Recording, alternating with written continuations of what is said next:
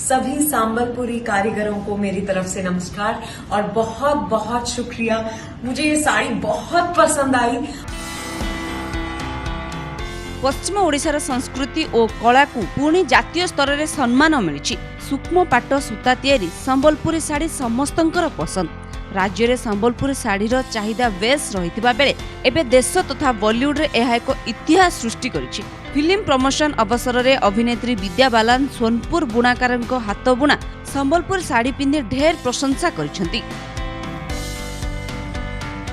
मुझे विश्वास भी नहीं हो रहा है कि शकुंतला देवी जिस दिन रिलीज हो रही है मैं ये साड़ी पहन पा रही हूँ।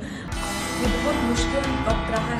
सूचना अनुसार सुवर्णपुर जिला वीर महाराजपुर केन्दुपाली गाँव बुणाकार रमाकांत मेहर विद्या बालन पिंधिथिबा साड़ी को बुणिछंती। एही साड़ी बुणिबा को रमाकांत को प्राय 1 मास लागिथिला। एही साड़ी पिंधि आगामी चलचित्र शकुंतला देवीर ई प्रमोशन करिसेंती विद्या बालन। से पिंधिथिबा संबलपुर साड़ीर एक फोटो एवं वीडियो को निज सोशल मीडिया रे पोस्ट करिसेंती। एही वीडियोटी एबे बेस भाइराल हेबारे लागिछि। Bureau report Konark news.